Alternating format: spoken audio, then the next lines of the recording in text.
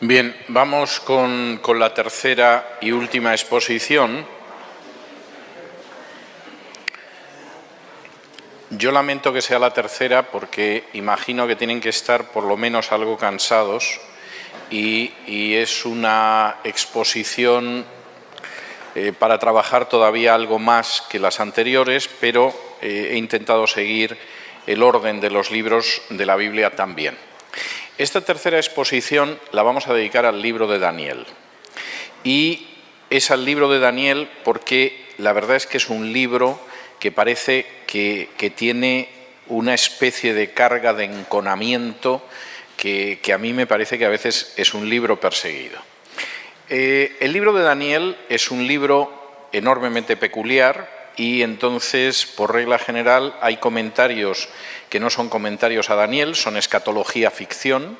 Buena parte de la literatura que uno puede encontrar en las librerías sobre Daniel demuestra la ignorancia absoluta del autor, del comentarista de Daniel y su inmensa imaginación a la hora de encontrar cosas en el texto que no están, y eso es malo, pero por regla general suele ser personas que reconocen que Daniel se escribió en la época de Daniel, que Daniel existió, etcétera, etcétera. Y luego están, por supuesto, los comentaristas liberales, de nuevo la versión popular de estudio de la Biblia Dios habla hoy, pero también las Biblias católicas, buena parte de Biblias de estudio protestantes en que se niega la autoría de Daniel y se considera que Daniel es un libro que se escribió mucho después. Por ejemplo, en el caso de esta Biblia de estudio del Dios habla a hoy, dice lo siguiente: en lo que respecta a la fecha de composición del libro, las opiniones están divididas. Algunos piensan que fue redactado durante el exilio en Babilonia y otros en la época de los macabeos. En favor de esta segunda fecha están las referencias bastante evidentes a la profanación del Templo de Jerusalén por parte de este monarca helenista y a la consiguiente persecución de los judíos. Pero estas claras alusiones contrastan de manera notable con la vaga referencia a su muerte acaecida en el 164 a.C. Esto hace pensar que la redacción definitiva del libro se llevó a cabo poco antes de la muerte de Antíoco IV, es decir, hacia el año 165 a.C. Esto que aparece en la versión Dios habla hoy es la tesis liberal desde el siglo XIX, pero por supuesto en la antigüedad había habido alguien que lo había dicho. De acuerdo con esa tesis, Daniel seguramente no existió. Si existió, no es el autor del libro de Daniel y, por supuesto, Daniel no se habría escrito en el siglo VI, V a.C., sino que se habría escrito en el siglo II a.C., después de las profecías que aparecen. ¿Por qué esta tesis? Bueno, primero, esta tesis es una tesis antigua. Un gran enemigo de los cristianos del inicio de nuestra era, que se llamaba Porfirio, y que escribió además un libro específicamente contra los cristianos, él era un filósofo helenista y los cristianos le sacaban de quicio, se encontró con el terrible argumento en favor de la Biblia que significaba el libro de Daniel. Porque el libro de Daniel contiene muchas profecías y además profecías que eran fáciles de identificar para gente que hubiera crecido en un ámbito griego, en un ámbito helenístico. Ustedes se meten en el capítulo 10 y en el capítulo 11 de Daniel y lo más seguro es que no se enteren de lo que aparece. Es más, seguro que aparece uno diciendo que ahí está hablando de Rusia y de los Estados Unidos y puede engañar a la gente con facilidad. El capítulo 10 y el capítulo 11 es una serie de profecías sobre los reinos helenísticos de los Ptolomeos en Egipto y los seleucidas en Siria, y eso resultaba tan claro en la época de Grecia cómo aparecían las profecías, que era un argumento muy poderoso en favor de la autoridad espiritual de Daniel y por lo tanto también del cristianismo. porque efectivamente era una historia que era muy conocida, como se supone que ustedes tienen idea de la historia reciente de este país. Es decir, sin que ninguno de ustedes se dedique a la historia, pues se acuerda de Alan García, se acuerda de Fujimori, etcétera, etcétera. Y si de pronto encontrara un texto de los años 40 donde comenta una serie de cosas sobre Alan García o Fujimori, se quedarían sorprendidos y dirían, bueno, evidentemente esto es una profecía, se escribió en los años 30 o 40 y aquí hay una descripción clarísima de lo que fueron esas presidencias. El problema que tenía esta gente en el siglo I y II después de Cristo, en que se encontraba con los capítulos 10 y 11 de Daniel y decía, pero bueno, si esto son las luchas de décadas entre los Ptolomeos y los Seleucidas, esto efectivamente es así. Bueno, pues esto se tuvo que escribir después. No es posible aceptar que esas profecías se escribieron 3 siglos antes del momento en el que tuvieron lugar. Y esa ha sido la línea de la alta crítica. Daniel, por supuesto, es un libro que no tiene autoridad alguna y que no tiene autoridad alguna porque todo se cumplió posteriormente y desde luego no tiene nada que ver con profecías. Voy a detenerme en el capítulo 8 para mostrarles algunas de esas profecías antiguas. Y al mismo tiempo no voy a entrar en el 10 y el 11 porque eso nos llevaría toda la noche, pero les adelanto que el 10 y el 11 son profecías cumplidas muy claramente en el periodo helenístico, pero les voy a mostrar, por ejemplo, en el capítulo 8 esas profecías y la necesidad de negar que esas profecías se habían cumplido. Daniel escribe en los años 500, muy adelante, a finales del siglo VI antes de Cristo, y que pudiera contar lo que iba a suceder en el siglo IV, a mediados del siglo IV antes de Cristo, evidentemente incomodaba a los filósofos griegos, porque implicaba tener que reconocer una autoridad que no estaban dispuestas a reconocer a Daniel. Vamos a ver esta profecía y luego vamos a ver una profecía de futuro también cumplida, que efectivamente invalida la tesis de que Daniel escribió las profecías después de cumplirse, porque esa se cumplió siglos después de su vida y siglos después del 165 a.C., cuando supuestamente el autor absolutamente falso de Daniel terminó Daniel. Si me acompañan ustedes a Daniel, capítulo 8, aparece una profecía en este sentido muy clara. Y dice así, es una serie de profecías. En el año 3 del reinado del rey Belsasar, me apareció una visión a mí, Daniel, después de aquella que me había aparecido antes. Vi en visión y cuando la vi yo estaba en Susa, que es la capital del reino en la provincia de Elam. Vi pues en visión estando junto al río Ulai. Alcé los ojos y miré y he aquí un carnero que estaba delante del río y tenía 2 cuernos. Y aunque los 2 cuernos eran altos, uno era más alto que el otro, y el más alto creció después. Vi que el carnero hería con los cuernos al poniente, al norte y al sur, y que ninguna bestia podía parar delante de él, ni había quien escapase de su poder, y hacía conforme a su voluntad y se engrandecía. Mientras yo consideraba esto, he aquí un macho cabrío venía del lado del poniente sobre la faz de toda la tierra sin tocar tierra, y aquel macho cabrío tenía un cuerno notable entre sus ojos. Y vino hasta el carnero de 2 cuernos que yo había visto en la ribera del río, y corrió contra él con la furia de su fuerza, y lo vi que llegó junto al carnero y se levantó contra él y lo hirió y le quebró sus 2 cuernos. Y el carnero no tenía fuerza para pararse delante de él. Lo derribó por tanto en tierra y lo pisoteó, y no hubo quien librase al carnero de su poder. Y el macho cabrío se engrandeció sobremanera, pero estando en su mayor fuerza, aquel gran cuerno fue quebrado, y en su lugar salieron otros 4 cuernos notables hacia los 4 vientos del cielo. Y de uno de ellos salió un cuerno pequeño que creció mucho al sur y al oriente y hacia la tierra gloriosa, y se engrandeció hasta el ejército del cielo, y parte del ejército y de las estrellas echó por tierra y las pisoteó. Aún se engrandeció contra el príncipe de los ejércitos, y por él fue quitado el continuo sacrificio, y el lugar de su santuario fue echado por tierra, y a causa de la prevaricación le fue entregado el ejército junto con el continuo sacrificio, y echó por tierra la verdad e hizo cuanto quiso y prosperó. Entonces oía un santo que hablaba, y otro de los santos preguntó a aquel que hablaba: ¿hasta cuándo durará la visión del continuo sacrificio y la prevaricación asoladora, entregando el santuario y el ejército para ser pisoteados?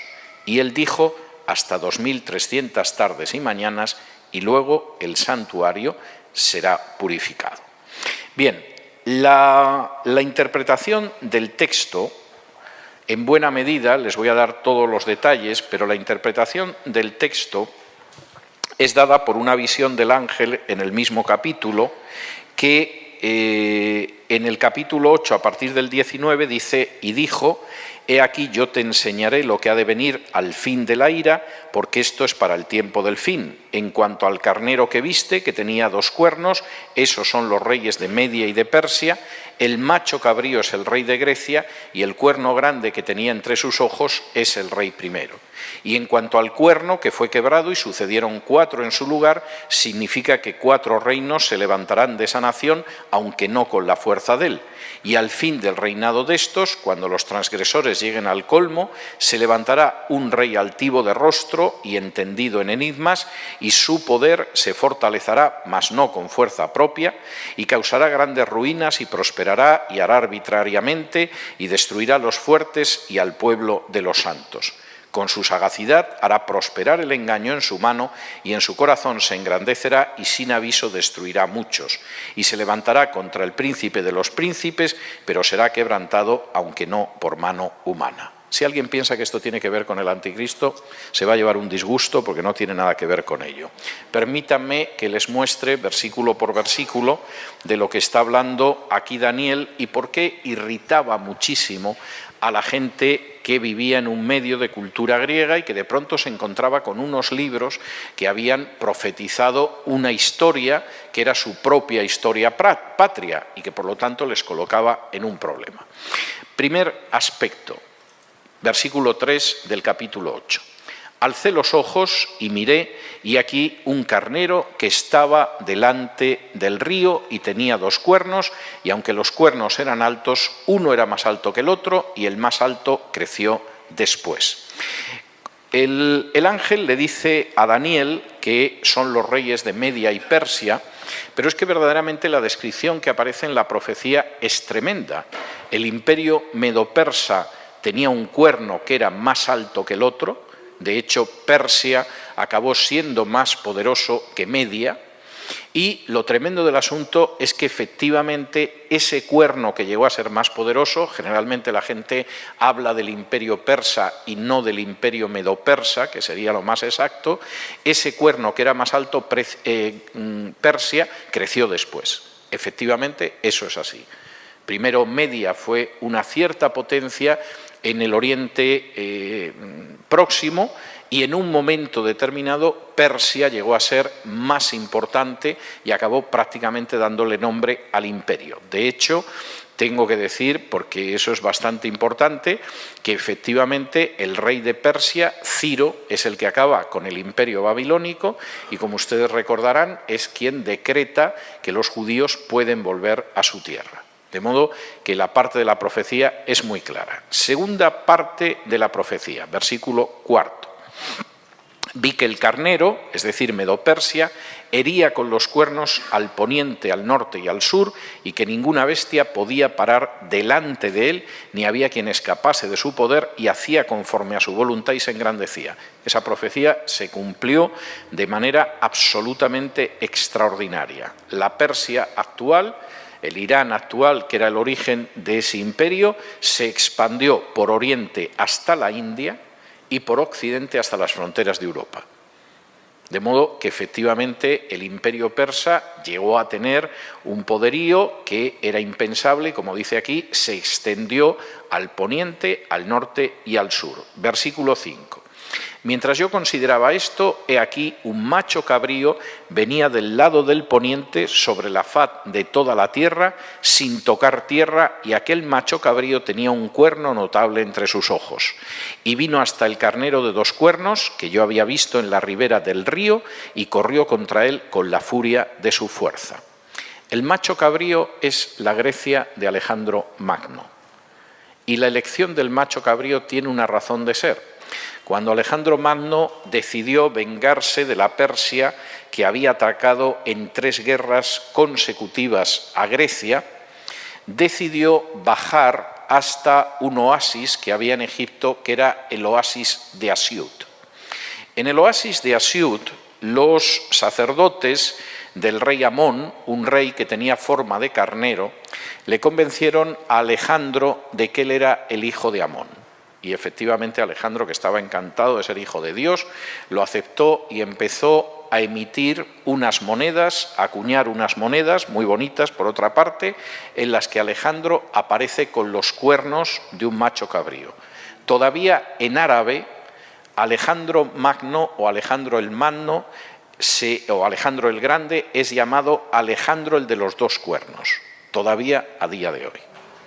De modo que la profecía de Daniel difícilmente podía ser más exacta. El macho cabrío, la Grecia de Alejandro, atacó a ese carnero que era el reino de Medo-Persia, y además había un cuerno notable que era precisamente Alejandro. Versículo 6. Vino hasta el carnero de 2 cuernos, que yo había visto en la ribera del río, y corrió contra él con la furia de su fuerza, y lo vi que llegó junto al carnero y se levantó contra él y lo hirió, y le quebró sus 2 cuernos, y el carnero no tenía fuerzas para pararse delante de él, lo derribó por tanto en tierra y lo pisoteó, y no hubo quien librase al carnero de su poder. Alejandro Magno derrotó en 3 batallas sucesivas al carnero Darío III Codomano de Persia, y a pesar de que sus fuerzas eran inferiores, era auténticamente un genio militar y aplastó el imperio persa. De hecho, el imperio persa pasó a formar parte del imperio del carnero, del imperio de Alejandro Magno. Esto está escrito más de 2 siglos antes de los hechos. Versículo 8.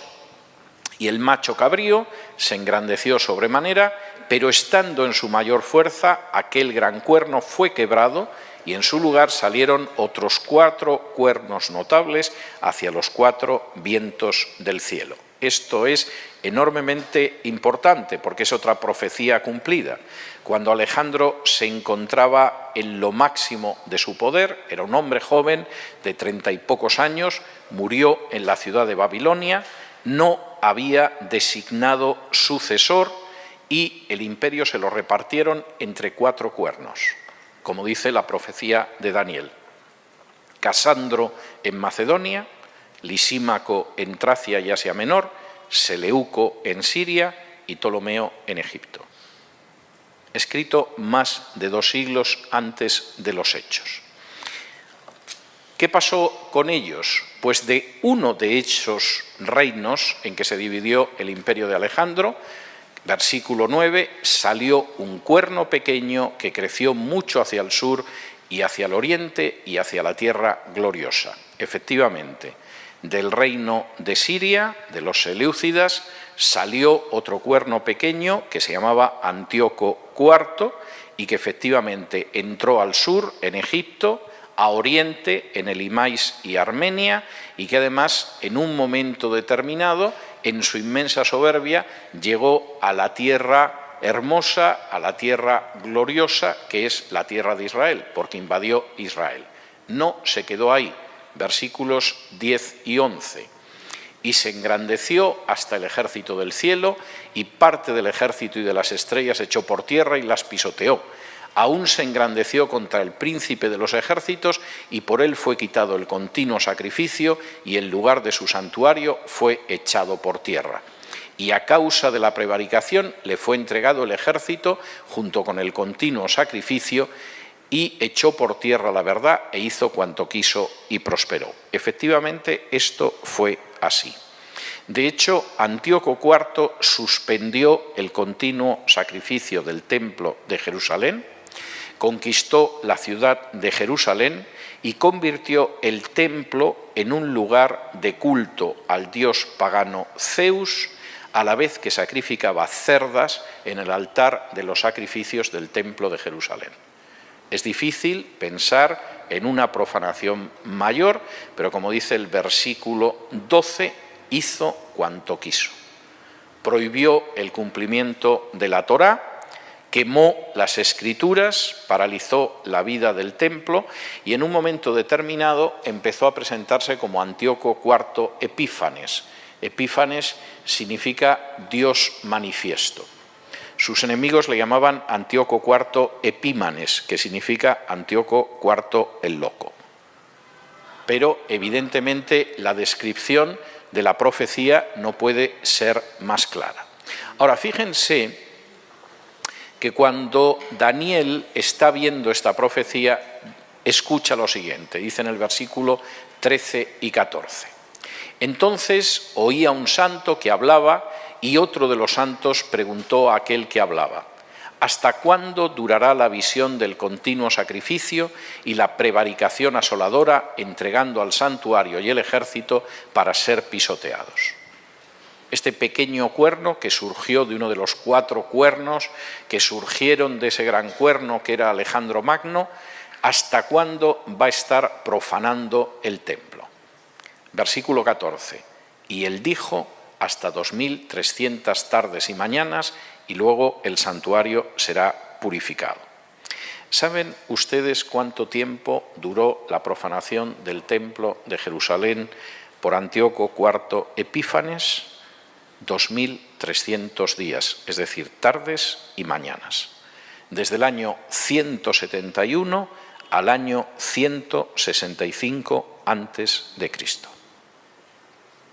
En ese momento, el templo de Jerusalén volvió a ser liberado por los rebeldes judíos y volvieron a celebrarse los sacrificios que se habían celebrado hasta entonces, como dice aquí efectivamente el texto.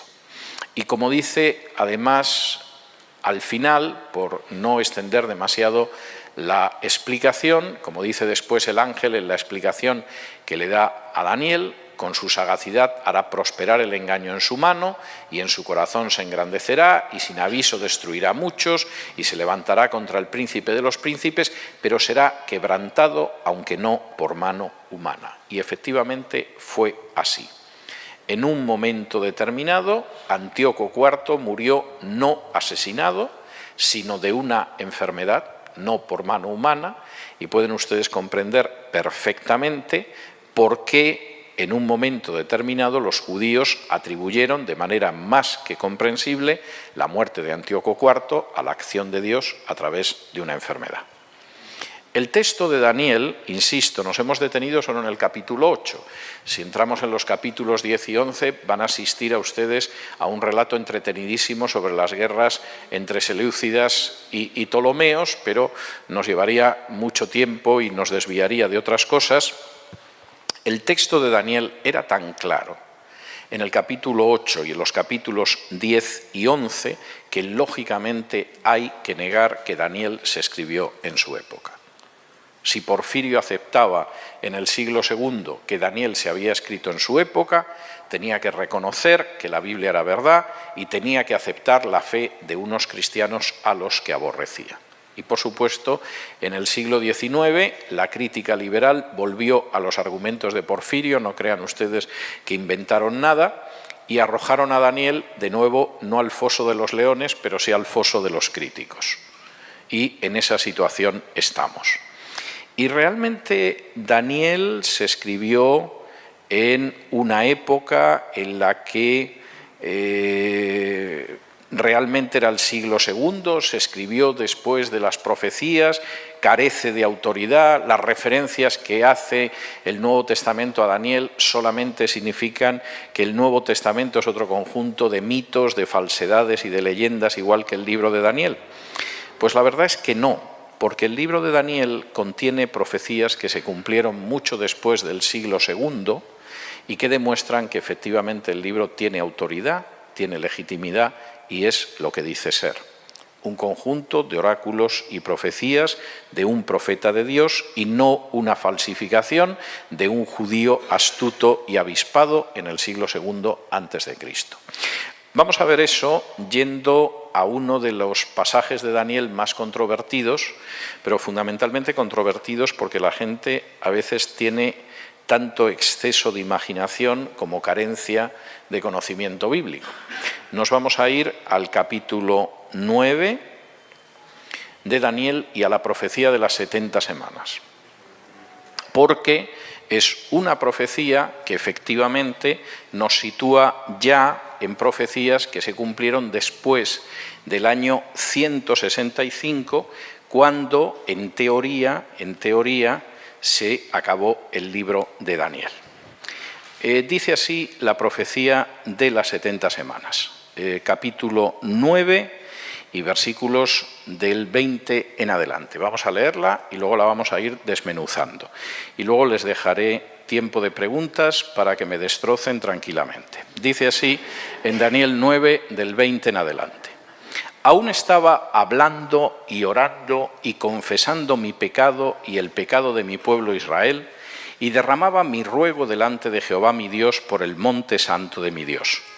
Aún estaba hablando en oración cuando el varón Gabriel, a quien había visto en la visión al principio volando con presteza, vino a mí como a la hora del sacrificio de la tarde. Y me hizo entender y habló conmigo diciendo: Daniel, ahora he salido para darte sabiduría y entendimiento.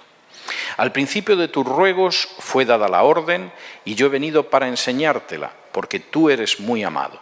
Entiende pues la orden y entiende la visión. 70 semanas, en realidad 70 sietes o 70 setenas en hebreo, están determinadas sobre tu pueblo y sobre tu santa ciudad para terminar la prevaricación y poner fin al pecado y expiar la iniquidad, para traer la justicia perdurable y sellar la visión y la profecía y ungir al Santo de los Santos. Sabe pues y entiende que desde la salida de la orden para restaurar y edificar a Jerusalén hasta el Mesías príncipe habrá 7 semanas y 62 semanas. Se volverá a edificar la plaza y el muro en tiempos angustiosos. Y después de las 62 semanas se quitará la vida al Mesías, mas no por sí, y el pueblo de un príncipe que ha de venir destruirá la ciudad y el santuario, y su fin será con inundación, y hasta el fin de la guerra durarán las devastaciones. Y por otra semana confirmará el pacto con muchos, a la mitad de la semana hará cesar el sacrificio y la ofrenda. Después, con la muchedumbre de las abominaciones, vendrá el desolador hasta que venga la consumación y lo que está determinado se derrame sobre el desolador. Vamos allá, porque efectivamente la profecía de las 70 semanas marca un periodo de 490 años. Y van a suceder una serie de cuestiones y efectivamente lo que es importante es que, como dice el versículo 24, en ese periodo se acabará la prevaricación, se pondrá fin al pecado, se expiará la iniquidad, se traerá la justicia perdurable, se sellará la visión y la profecía y se ungirá al Santo de los Santos. La primera parte de las 70 semanas es bastante sencilla, porque, como dice aquí, desde la salida de la orden para restaurar y edificar a Jerusalén hasta el Mesías príncipe, habrá 7 semanas y 62 semanas. Es decir, 7 más 62 son 69. Si contamos 69 semanas, teniendo en cuenta que cada día es un año, 69 semanas son igual a ¿cuántos años? 69 por 7, que no es tan difícil. 483. ¿Desde cuándo empezamos a contar los 483 años? Desde el año 457 a.C. ¿Por qué? Ahora se lo voy a decir, no crean que es un capricho mío. 457 a.C. Si me acompañan ustedes al libro de Esdras, capítulo 7,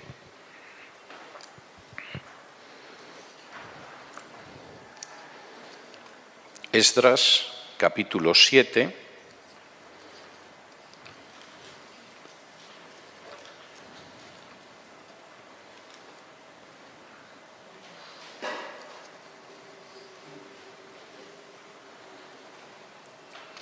y versículos del 1 en adelante. Vamos a saltar algún versículo para que vean ustedes lo que hay.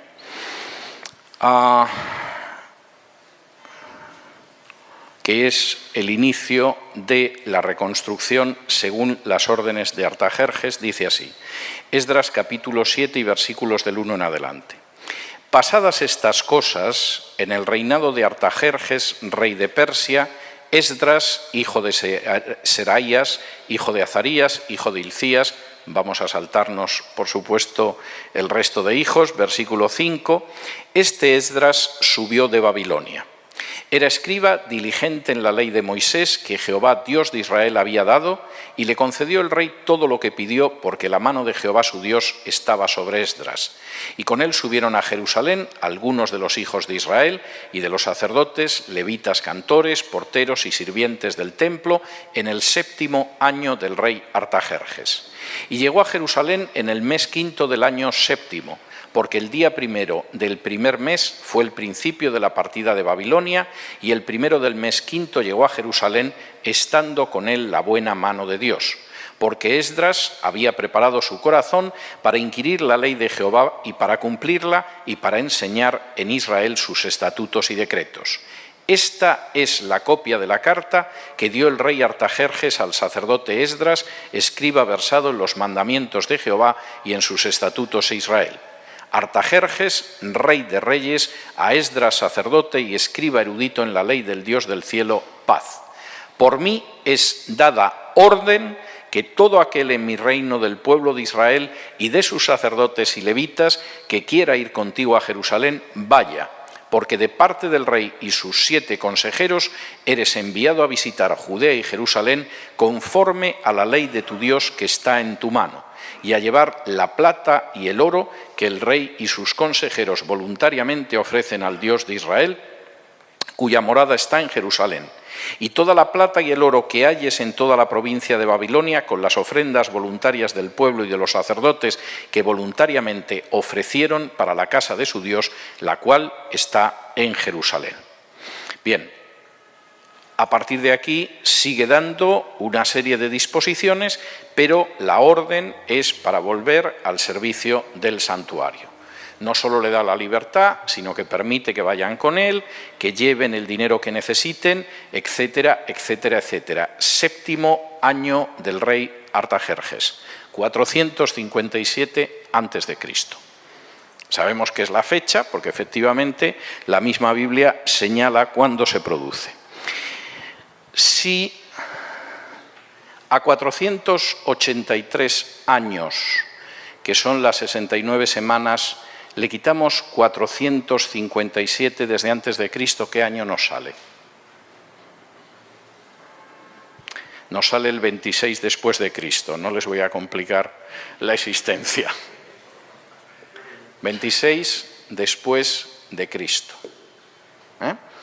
Hay 483 años, empezamos a contar desde el 457 a.C., que es cuando se produce la orden de Artajerjes para que Esdras vaya, reconstruya, etcétera, etcétera, y llegamos al 26 después de Cristo. ¿Qué pasó el 26 después de Cristo? No lo saben ustedes, pero yo tengo que preguntárselo, es mi obligación. El año 26 después de Cristo, que es cuando acaba la semana 69, es decir, es justo cuando acaba la semana 69 y tiene que empezar la 70, el año 26 después de Cristo es el año 15 del emperador romano Tiberio. ¿Alguien recuerda qué pasó el año 15 del emperador romano Tiberio? Acompáñenme a Lucas capítulo 3. Porque es enormemente interesante. Esto es mucho después del 165 y, sin embargo, la Biblia era enormemente clara acerca de lo que iba a suceder siglos después. Lucas capítulo 3 y versículo 1. Fíjense lo que dice. En el año 15 del imperio de Tiberio César, siendo gobernador de Judea Poncio Pilato, y Herodes, tetrarca de Galilea, y su hermano Felipe, tetrarca de Iturea y de la provincia de Traconite, y Lisanias, tetrarca de Abilinia, y siendo sumos sacerdotes Anás y Caifás, vino palabra de Dios a Juan, hijo de Zacarías, en el desierto, y él fue por toda la región contigua al Jordán, predicando el bautismo de arrepentimiento para perdón de pecados. En el 26 después de Cristo. A los pocos meses, como dice la profecía de las 70 semanas, apareció el Mesías príncipe, Jesús de Nazaret. Ahora, fíjense porque esto es enormemente importante. La Biblia da, entre las más de 300 profecías mesiánicas que se cumplieron en Jesús, da algunas donde además identifica la época en que tenía que aparecer el Mesías. La primera de esas profecías está en el libro de Génesis, cuando Jacob está bendiciendo a los 12 patriarcas y le dice a Judá que en un momento determinado, cuando el cetro, es decir, la realeza, no fuera de Judá, aparecería el Silo. El Silo era el Mesías. ¿Qué rey está reinando cuando nace Jesús? Herodes. ¿Era Herodes de la tribu de Judá? No, era un idumeo. El único momento en que la corona de Israel no descansó en un judío, que era cuando tenía que aparecer el Mesías, fue durante el reinado de Herodes el Grande. Jesús nació durante el reinado de Herodes el Grande. Pero aparte de eso, el libro de Daniel es muy claro sobre cuándo tenía que aparecer el Mesías príncipe. En el año 26 después de Cristo, justo cuando concluye la semana 69, tenía que aparecer el Mesías príncipe. O el Mesías príncipe apareció en el año 26 o no esperen ustedes que aparezca. Desde luego, en el caso de los judíos que siguen esperando que aparezca el Mesías, van con bastante retraso. Y es curioso que en alguna discusión rabínica del Talmud se cita al profeta Daniel y se dice en esa época tenía que aparecer el Mesías, pero por razones que no entendemos no apareció. No, sí apareció, no quisisteis recibirlo, es una cosa muy distinta. Pero fíjense que la profecía en este sentido es muy clara. Año 26. ¿Qué sucede después de la aparición? Bueno, los que creen que por alguna razón absolutamente inexplicable, después de la semana 69 se para la profecía de las semanas y milenios después continúa, pues evidentemente dirán que ahí queda, pero no es lo que dice la profecía de las 70 semanas. La profecía de las 70 semanas dice que después de la semana 69 viene la semana 70. Y precisamente en ese tiempo se quita la vida al Mesías. Y después, además, se va a producir el que vendrá un príncipe que destruirá la ciudad y el santuario. Eso se produjo. De hecho, el versículo 27, que es una repetición precisamente de todo lo anterior, dice que efectivamente a mitad de la semana 70 cesaría el sacrificio y la ofrenda. Jesús aparece en el año 26. ¿De acuerdo? ¿Me siguen? El ministerio de Jesús duró 3 años y medio, media semana. ¿Qué pasó en el año 30? Jesús es crucificado y no es necesario el sistema de sacrificios del templo. Como dice muy claramente el Evangelio, en el momento en el que Jesús murió en la cruz, se rasgó el velo del templo. El templo siguió funcionando todavía años hasta que llegara un príncipe que arrasara el templo, como dice aquí, después de la muerte del Mesías. Pero el sistema de sacrificios del templo ya no tenía ningún valor para Dios, porque Cristo había pagado de manera total el precio de nuestros pecados en el momento en el que la cruz expiró y dijo, consumado es. Ahora, fíjense de nuevo, porque esto es enormemente importante. En el año 26 aparece el Mesías príncipe. A mediados de la semana siguiente, la semana 70, se acaba ese sistema sacrificial. Eso fue el año 30, en el que Cristo murió en la cruz y sustituyó con un sacrificio que, como dice la carta a los hebreos, era totalmente superior al sacrificio de animales, lo sustituyó y expió todos nuestros pecados. Fíjense, todavía ahí voy a ir más lejos en este sentido. Al final, lo que señala que va a suceder en estas semanas Daniel es algo que se cumplió con Jesús. Versículo 34. 70 semanas están determinadas sobre tu pueblo y sobre tu santa ciudad para terminar la prevaricación y poner fin al pecado. ¿Quién expió y puso fin al pecado y expió la iniquidad? Si me acompañan ustedes a Hebreos capítulo 9, y vamos a ver los versículos del 21 al 28, salvo que lleguemos a la conclusión de que va a haber un anticristo futuro en la semana 70 que va a expiar la iniquidad, pero creo que eso es realmente complicado. Hebreos capítulo 9,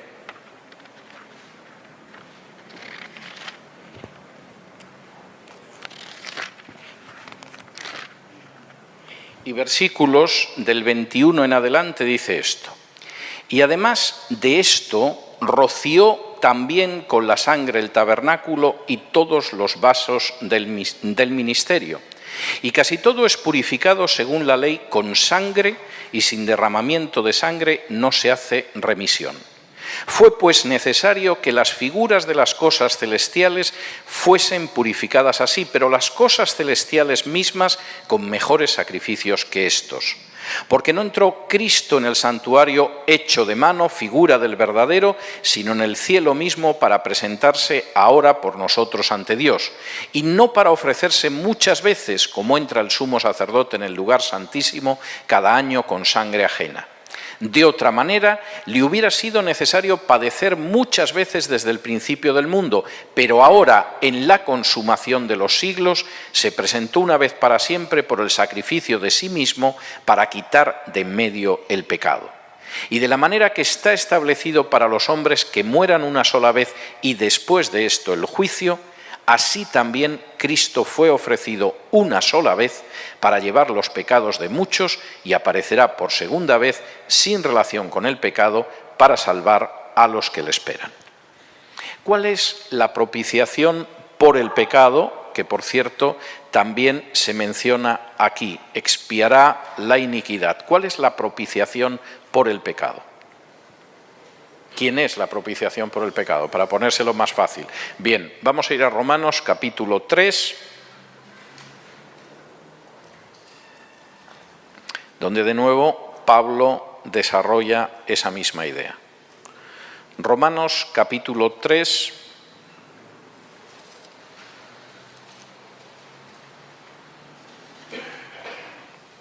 y versículos del 22 en adelante. Desde el 21, Romanos 3, desde el 21. Pero ahora, aparte de la ley, se ha manifestado la justicia de Dios, testificada por la ley y por los profetas. La justicia de Dios por medio de la fe en Jesucristo para todos los que creen en Él, porque no hay diferencia por cuanto todos pecaron y están destituidos de la gloria de Dios, siendo justificados gratuitamente por su gracia mediante la redención que es en Cristo Jesús, a quien Dios puso como propiciación por medio de la fe en su sangre para manifestar su justicia a causa de haber pasado por alto en su paciencia los pecados pasados, con la mira de manifestar en este tiempo su justicia, a fin de que Él sea el justo y el que justifica al que es de la fe de Jesús. ¿Dónde pues está la jactancia? Queda excluida. ¿Por cuál ley? ¿Por las de las obras? No, sino por la ley de la fe. Concluimos, pues, que el hombre es justificado por la fe sin las obras de la ley. No solamente en la profecía de las 70 semanas se habla de que efectivamente terminaría la prevaricación, expiaría la iniquidad, traería la justicia perdurable, que es a través de la fe, dice que sellaría la visión y la profecía. ¿Quién sella la visión y la profecía? Jesús. Si me acompañan de nuevo a la carta a los Hebreos, aparece una afirmación que se suele pasar por alto, pero es enormemente importante. Y además yo diría que es un golpe letal para todos aquellos que creen que han ido apareciendo nuevos dogmas a través de la tradición. Si me acompañan a Hebreos, capítulo 1, fíjense en la afirmación que aparece, porque es una afirmación tremenda. Hebreos, capítulo 1. Dice así: Dios, habiendo hablado muchas veces y de muchas maneras en otro tiempo a los padres por los profetas, en estos postreros días nos ha hablado por el Hijo, a quien constituyó heredero de todo y por quien asimismo hizo el universo. Quisiera detenerme en estos versículos porque la traducción Reina Valera es muy débil. El autor de la carta a los Hebreos está oponiendo dos situaciones. En el pasado Dios nos ha hablado de muchas maneras y muchas veces, y lo ha hecho a través de los profetas. Los profetas a veces tenían sueños, los profetas a veces tenían visiones, los profetas a veces tenían una revelación angélica, los profetas a veces se plantaban en el templo. Dios nos ha hablado muchas veces y de muchas maneras en otro tiempo a través de los profetas. Pero hemos llegado a los últimos días, a los postreros días, y Dios ha hablado para siempre. Él nos ha hablado, es un pasado absolutamente perfecto. Dios nos habló en otro tiempo, pero ahora ha hablado, ha dicho la última palabra. Aquí se traduce por el Hijo, pero literalmente en griego dice en Hijo. Dios como Hijo, Dios en su persona del Hijo, ha hablado y ha hablado totalmente. En el pasado hemos tenido muchas revelaciones. De pronto Dios se le aparecía a Abraham y le decía: no te preocupes que vas a tener una descendencia. Se le aparecía a Moisés desde la zarza ardiente. Se le aparecía a Salomón después de que hubiera consagrado el templo. Eran revelaciones parciales de muchas maneras y en muchas ocasiones. Y el autor de la carta a los Hebreos dice: eso se ha terminado. Dios ha hablado ya de manera definitiva, porque no ha enviado a un profeta. No se ha aparecido en sueños, no ha vuelto a manifestarse en la zarza ardiente, ha hablado en Hijo. El Hijo era el mismo Dios que efectivamente estaba hablando de manera definitiva. Y esto sella la visión y sella los profetas. Por supuesto hay un ministerio de profetas, hay gente que tiene visiones, etc. Pero ya la revelación no es una revelación muchas veces, de muchas maneras, a través de los profetas. Dios ha hablado en Hijo, como Hijo. Y es tremendo porque todo este primer capítulo de la carta a los Hebreos es para dejar claro que el Hijo no es un personaje inferior. No es, como creen los testigos de Jehová, un Dios o un ser más pequeño o una criatura. Es como Dios ha hablado, porque es Dios en Hijo. Por ejemplo, fíjense en ese mismo capítulo de Hebreos, capítulo 1 y versículo 6. Y otra vez, cuando introduce al primogénito en el mundo, dice: adórenle todos los ángeles de Dios. ¿Cómo adorarían los ángeles de Dios a una simple criatura, por muy poderosa que fuera? O versículo 8. Mas del Hijo dice: tu trono, oh Dios, por el siglo del siglo, cetro de equidad es el cetro de tu reino. Oh Dios, no una especie de diosecillo o de criatura poderosa, o como sostienen los testigos de Jehová y los adventistas del séptimo día, el arcángel Miguel. No, tu trono, oh Dios. Y fíjense en el versículo 10. Porque también está hablando del Hijo y además está citando un pasaje del Antiguo Testamento, concretamente el Salmo 102. Tú, oh Señor, en el principio fundaste la tierra y los cielos son obra de tus manos. Ellos perecerán, mas tú permaneces, y todos ellos se envejecerán como una vestidura, y como un vestido los envolverás y serán mudados. Pero tú eres el mismo y tus años no acabarán. El carpintero que venía de Galilea, que según la profecía de Isaías 53 es alguien a quien no consideraríamos, porque si hubiera entrado en Jerusalén a caballo y seguido de un ejército, pues seguramente nuestro entusiasmo hubiera durado más tiempo, pero cumplió la profecía y entró humilde y pacífico montado en un asno. ese que no tenía una apariencia atractiva, era Dios. Y era precisamente en Hijo como Dios sellaba la profecía, como Dios sellaba la visión, como iba a llevar a cabo la expiación y al final la purificación del santo de los santos. No solamente porque Jesús limpiara el templo, sino porque realmente su sacrificio era un sacrificio muy superior a los sacrificios de la ley, que ponía fin a los sacrificios de la ley y que además dejaba muy claro que con esa sola ofrenda hizo perfectos para siempre a los santificados, como dice precisamente la carta a los hebreos. Y no hay más ofrenda por el pecado. Lo que vendría después de una generación, que generalmente es el tiempo que Dios da a una nación para arrepentirse. Jesús fue crucificado en el año 30, una generación dura 40 años, lo que nos lleva al año 70.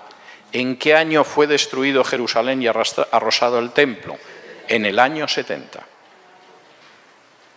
Cuando concluyó eso, como dice la profecía de las 70 semanas, apareció un príncipe extraño que arrasó el templo y el santuario. Lo que estaba viendo Daniel era tremendo. Y por supuesto nadie puede decir que el autor de Daniel es un falso autor que quiso engañar a la gente y escribió en el siglo II profecías que en realidad eran hechos que se habían producido antes, pero que él presentaba estafando espiritualmente a los demás con profecías. Por supuesto que Daniel vivió en el siglo VI a.C., describió toda la lucha entre Grecia y Roma en el capítulo 8, en los capítulos 10 y 11 describe esos enfrentamientos entre los sucesores de Alejandro Magno, pero esta profecía es tremenda. Y lo que Dios le está diciendo, además, a Daniel es tremendo. Hay un momento en que efectivamente a ti te preocupa, has estado orando por tu pueblo, preguntándote cuándo vamos a volver a la tierra, se va a reconstruir el templo, ¿qué va a suceder? Bueno, tienes que saber que sí, va a haber una orden y efectivamente el pueblo de Israel va a regresar a la tierra y va a reconstruir el templo. Pero eso no es lo importante. Porque en un momento determinado, desde que se dé la orden para reconstruir el templo, pasarán esas 69 semanas y aparecerá el Mesías. Y Daniel, tengo que decirte algo que seguramente te va a doler en el fondo de tu alma como judío. Van a matar al Mesías. Y además lo tremendo es que cuando maten al Mesías será precisamente 3 años y medio, a mitad de la semana última, de la 70 semana, pero no te preocupes, porque aunque luego, después de la muerte del Mesías, llegará un príncipe que acabará con el santuario cuya reconstrucción tú quieres y con el sistema de templos que tú conociste cuando eras jovencito, etcétera, etcétera, lo que va a venir va a ser mucho más maravilloso. Porque ese Mesías instituirá por primera vez algo que acabará con la iniquidad. Y llevará a cabo un sacrificio superior a todos los sacrificios anteriores y que lo sustituye totalmente. Y además significará el final de las revelaciones y de las profecías. Tú todavía recibes eso. Con el Rey Mesías, Dios hablará en hijo como hijo. Y lo que vendrá será algo que purificará el santuario, porque será el santuario celestial en el cual presentará su sacrificio el príncipe Mesías, y es un sacrificio hecho una vez y para siempre. El libro de Daniel, lamento que la gente pierda el tiempo haciendo especulaciones sobre si quien aparece en Daniel es Donald Trump o el ayatollah Khomeini o algo de este tipo, que es una manera lamentable de perder el tiempo. Es un libro lleno de enseñanza práctica para nosotros. Y una de las cosas que muestra, y de ahí es su autenticidad, es que Dios controla los tiempos. El Mesías apareció exactamente el año que le fue revelado a Daniel que aparecería el Mesías. De la misma manera que de la forma que le fue mostrado a Miqueas, que el Mesías nacería en Belén, el Mesías nació en Belén. Y de la misma manera que le fue mostrado a Isaías, que sería rechazado por la mayoría del pueblo de Israel, y que además querrían enterrarlo con delincuentes, pero acabaría sepultado en la tumba de un rico, llevaría sobre sí el pecado del pueblo, aunque la mayoría del pueblo pensaría que era Dios el que le estaba condenando, porque le condenaban los supuestos representantes de Dios en la tierra. Lejos de ser un libro falso, escrito con una identidad falsa y conteniendo profecías falsas, Daniel es un libro tremendamente sólido, que describe lo que sucedería en los siglos siguientes, prácticamente en el medio milenio siguiente, y que además contiene grandes profecías sobre la manera en la que Dios consumaría no solo la revelación, sino la salvación de la humanidad. Y en ese sentido, decir que se escribió en el año 165, como lamentablemente algunos dicen, ni siquiera tiene ningún valor. Porque la profecía de las 70 semanas llega mucho más allá del año 165 a.C., hasta el momento en el que apareció el Mesías y finalmente consumó su misión salvadora en este mundo. Muchas gracias a todos. Tenemos un tiempo para preguntas.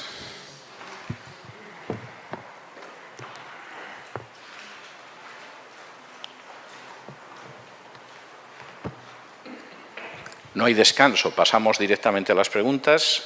Yo puedo comprender que alguno se haya quedado dormido durante la exposición, es comprensible, pero he querido dejar los últimos minutos de las 3 horas para las preguntas que puedan tener sobre los ataques al Antiguo Testamento dentro de la teología contemporánea. Hemos visto algunas cosas, no hemos podido ver todo lo que yo hubiera querido por el tiempo, pero creo que algunas cosas sí las hemos podido ver. Sí, Pati. La escritura en tercera persona es muy común a lo largo de la historia de la literatura. Si alguno de los presentes aquí estudió latín, por ejemplo, en el bachillerato y tradujo La Guerra de las Galias de Julio César, a pesar de que son las memorias de Julio César, siempre escribe en tercera persona hablando de César como si fuera otro personaje. Es uno de los textos más conocidos, pero escribir en tercera persona es muy común, no tiene nada de particular. O sea, es algo que en la literatura de la antigüedad se da mucho y después de la literatura de la antigüedad se da más copiando a los clásicos de la antigüedad. O sea, no es algo sorprendente ni mucho menos.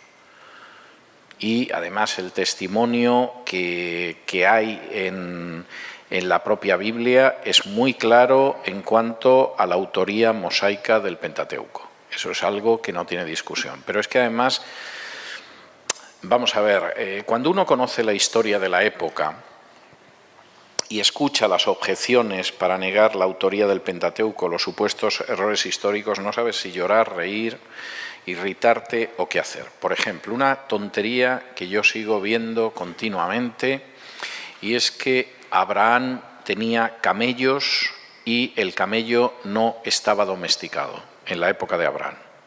Esta tontería en el siglo XIX se podía decir. Desde mediados del siglo XX es imposible, porque sabemos de sobra que el camello era un animal de guerra, un animal de carga y un animal de monta mucho antes de Abraham. Y tenemos restos arqueológicos donde, por ejemplo, aparecen las figuras de los camellos que se están cargando, etcétera, etcétera. Entonces, que eso lo dijera alguien a finales del siglo XIX tiene un pase. Que lo siga diciendo a estas alturas solamente puede obedecer a la mala fe o a la ignorancia. Cuando alguien, por ejemplo, dice que el Deuteronomio es un libro escrito en el siglo VI antes de Cristo o en el siglo V antes de Cristo, etcétera, etcétera. El Deuteronomio tiene una estructura en el pacto de Dios con Israel, que es la estructura de los pactos entre los señores y sus vasallos en la época de Moisés. Es decir, por si tenían alguna duda los israelitas de la relación de pacto a la que estaban llegando con Dios, Dios utiliza la forma del contrato de pacto que tenían los señores con sus siervos. Es la misma que aparece en Deuteronomio. cosa que por supuesto 1000 años después no sabía nadie, porque de hecho eso en realidad también nosotros lo hemos descubierto sobre los años 60 del siglo pasado, del siglo XX. Es decir, a medida que uno va profundizando en el Antiguo Testamento, que es a lo que me dedico hoy, mañana hablaré del Nuevo Testamento, lo que va viendo es un respaldo de la situación de la época verdaderamente tremendo. Voy a citar algún ejemplo más, porque lógicamente esta noche yo me he podido detener un poquito en el Pentateuco, un poquito en Isaías y un poquito en Daniel. Pero podríamos dar un curso de meses solo sobre la historicidad del Antiguo Testamento. Hace unos 6 o 7 años entrevisté en un programa mío de radio a un arqueólogo israelí que trabajaba, sobre todo, en ese momento estaba trabajando en excavaciones en la zona del Mar Rojo relacionadas con la época de Salomón. Y acababan de encontrar toda una cadena de fortalezas en la zona. Y entonces le digo, bueno, entonces lo que cuenta el libro de los Reyes sobre Salomón no es ninguna exageración. Y me dice, no es que no es una exageración, es que es una descripción muy modesta.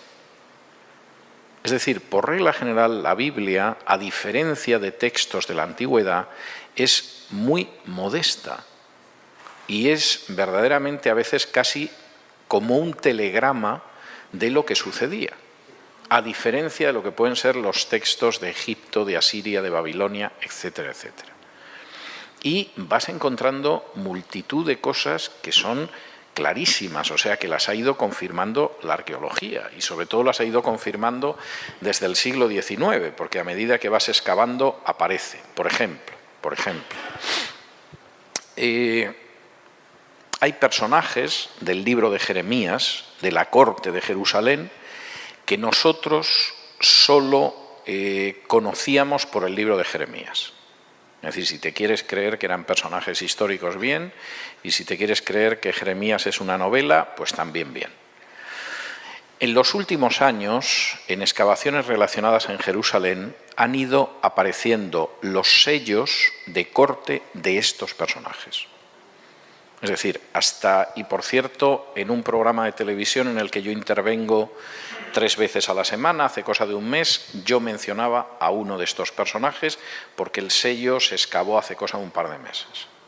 Entonces, personajes que solo conocíamos por Jeremías, y te habla de este cortesano, de este otro, de este personaje de la corte, etcétera, de pronto, excavando en la zona donde estaba la Jerusalén de la época de Jeremías, más pequeña que la actual, aparece el sello del cortesano que utilizaba, por ejemplo, para marcar sus cartas. Y ya resulta que el cortesano, pues sí, existía. Había un cortesano en la época de Jeremías que él da el nombre y encima hemos encontrado el sello. Y como eso, infinidad de cosas. O sea, realmente infinidad de cosas. Durante muchos años se estuvo negando la existencia de los hititas, que aparecen en la Biblia. En la Reina Valera no recuerdo bien si el término que se utiliza es eteos. Bien, los hititas.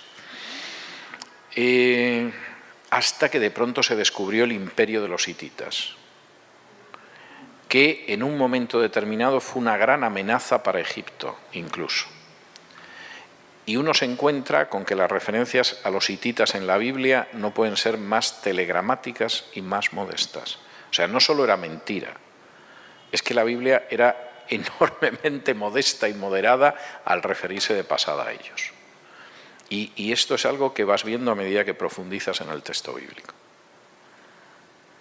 Como por ejemplo, que si el Mesías no apareció en esa época, más vale que no lo esperes, porque ya no va a aparecer.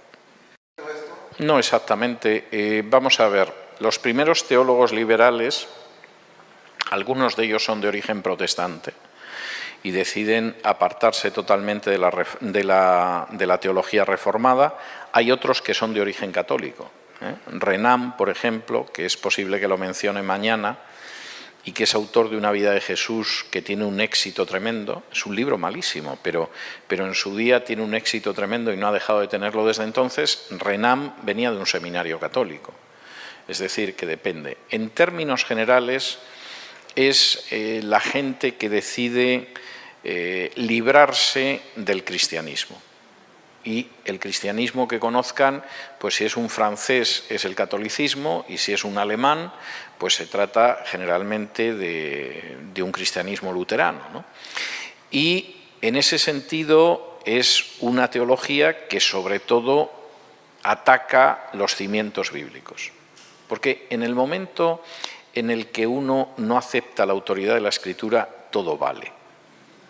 Y la Iglesia Católica lo acaba absorbiendo porque en realidad eso debilita la Escritura. Y la Iglesia Católica siempre ha tenido una relación muy tensa con la Biblia. Y en el momento en el que no te puedes fiar de lo que dice la Biblia, es decir, la Biblia tiene mitos, tiene fábulas, tiene historias, se supone que si quieres seguir siendo de alguna manera cristiano, tiene que haber una autoridad espiritual que por lo menos te diga lo que es verdad, lo que es una leyenda, lo que es una fábula, y eso a Roma le entusiasma. Es decir, Roma lleva siglos empeñada en decidir lo que la gente tiene que creer para salvarse. Y explica la absorción rapidísima de esa visión liberal o de alta crítica o modernista, como se quiera llamar, que existe dentro de la Iglesia Católica. Y además, como hay una de las noches, no recuerdo ahora si, me parece que es la tercera, como hay una de las noches que yo dedicaré un poco a hablar de la evolución de la teología católica después del Vaticano II, vamos a ir viendo que ahí la entrada ha sido masiva. Y la teología católica después del Vaticano II, por supuesto hay gente que es católica y es muy ortodoxamente católica, pero la teología católica importante y los teólogos importantes han ido negando claramente la inerrancia de las Escrituras y han ido avanzando hacia una teología cada vez más ecuménica. Entendiendo por ecuménica no la unión de las iglesias, sino la inclusión de budistas, musulmanes, sintoístas, etcétera, etcétera. Es decir, nosotros vamos avanzando en el seno de la Iglesia Católica hacia una teología que es totalmente universalista. Pero voy a hablar de ello en su momento, ¿no? Lo veremos otra noche, Dios mediante. Si es que reinciden ustedes y siguen viniendo los próximos días, claro. Sí. ¿Vas a mencionar el capítulo 12 de Daniel en alguna de tus exposiciones o es algo de lo que podríamos...? No voy a mencionarlo, pero no tengo ningún problema en hablar de él en otro momento, pero no lo voy a mencionar en las exposiciones. No tengo intención de dar estudios sobre el libro de Daniel. O sea, si me hubieran pedido que enseñara Daniel, hubiera enseñado Daniel, pero no es mi intención, ¿no? Vamos a ver, lógicamente al hablar de Daniel tenía que centrarme en algunos aspectos muy concretos, ¿no? Y sobre todo en el elemento profético, que ha sido lo que siempre ha irritado a los enemigos de Daniel y lo que siempre ha hecho que se quisiera atacar al libro de Daniel, ¿no? Y esto lo vio Porfirio en la antigüedad. Es decir, si efectivamente lo que dice ese libro es cierto, es que hay que aceptar la autoridad espiritual de las Escrituras y del cristianismo, y eso bajo ningún motivo, bajo ningún concepto lo vamos a aceptar. Y por eso Daniel ha sido siempre un libro muy atacado. Quiero decir, una persona que lea Nahum, que profetiza la destrucción de Nínive, bueno, es un libro que no lo lee nadie, es un libro pequeño, digamos que no es un enemigo tan grave, pero Daniel sí. Y además, Daniel es un libro tremendamente interesante porque es un libro en el que se insiste mucho en la integridad del creyente frente incluso a aquellos que son más poderosos. Y lo menos que desea el mundo en el que vivimos y en el que han vivido otros creyentes es que los creyentes sean íntegros y estén dispuestos a llegar hasta el final para ser obedientes a su Señor. O sea, ese es el personaje más odioso dentro de la mentalidad del mundo. Y Daniel, sin embargo, hace un énfasis tremendo en eso, porque está escrito por una persona que fue deportada bajo Babilonia y que después vivió bajo Persia y que además vio lo que sucedía después, hasta Roma y el Mesías. Y efectivamente es un libro muy incómodo, es muy molesto. Por eso a mí me duele mucho cuando la gente se dedica a hacer escatología ficción, con un libro que es muy serio. ¿Alguna cuestión más? Nos quedan 3 minutos, pero si no los quieren agotar, no me lo voy a tomar a mal. Me parece que tienen mucha paciencia, sí. La que yo he dado es una versión universal de la interpretación de las 70 semanas hasta el siglo XIX. Es decir, la interpretación habitual, histórica de las 70 semanas es la que yo he dado hasta el siglo XIX. En el siglo XIX surge un sistema de interpretación escatológico que se llama el dispensacionalismo y que se populariza mucho. Se populariza mucho en América, tengo que decir. Es decir, en Europa hay gente que también lo es, pero es muy popular en América, fundamentalmente porque se extiende mucho en Estados Unidos y prácticamente no hay locura que no se les ocurra a los gringos que no la acaben exportando al sur del Río Grande. Digo esto con todos los respetos del mundo, pero lo veo así. Y eso hace que se extienda mucho en nuestras iglesias. Y, por supuesto, porque además ha dado lugar a novelas que son muy entretenidas. Es decir, yo no me he leído toda la serie de Dejados atrás porque mi paciencia no llega tanto y tampoco dispongo de tanto tiempo, pero son muy entretenidas. Bíblicamente me parecen un disparate, pero son entretenidas. Y las películas también. Las de Dejados atrás, no sé cómo, en inglés es Left Behind, ¿no? ¿Se llaman también Dejados atrás en español? Yo lo conozco en inglés. Entonces, a mí me parece que habría que poner, igual que en las películas de Hollywood pone que todo parecido entre esta película y la realidad es pura coincidencia, en estas películas habría que poner que todo parecido entre la Biblia y la película es pura coincidencia. Pero, aparte de eso, es decir, son entretenidas, pasas un rato y tal, pero eso es una interpretación que en términos de historia del cristianismo apareció ayer por la noche. Es decir, nunca la hubieran sostenido los reformadores, no la sostuvo movimientos de reforma posterior a la reforma del 16, como pudieron ser los metodistas, los bautistas, etc. Y eso es algo que entra dentro de la historia del cristianismo con mucha fuerza a mediados del siglo XIX. Entonces,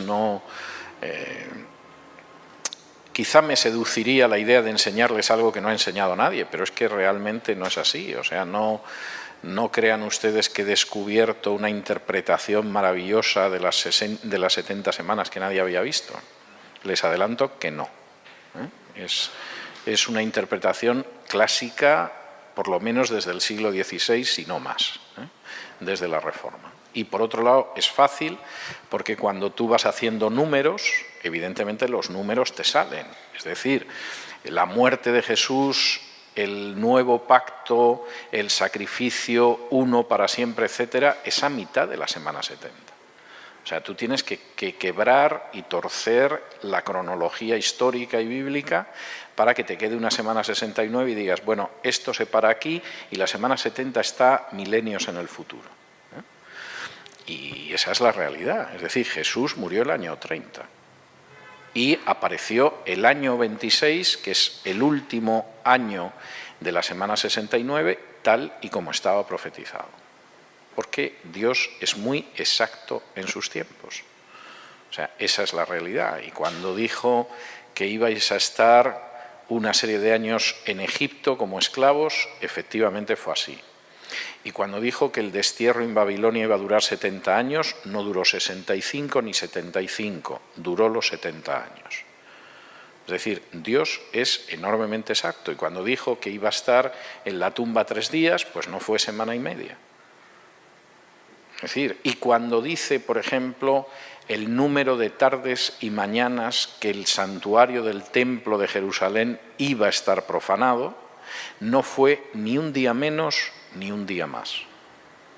cuando Antíoco IV profanó el templo de Jerusalén, el tiempo que estuvo profanado fue exactamente día por día lo que había sido profetizado por Daniel. Es decir, Dios es exacto, nosotros no. Llegamos tarde a los sitios y a veces no llegamos, pero Dios es meticulosa y escrupulosamente exacto en el cumplimiento de su tiempo. Muchísimas gracias, han sido ustedes muy pacientes. Muchas gracias y hasta mañana.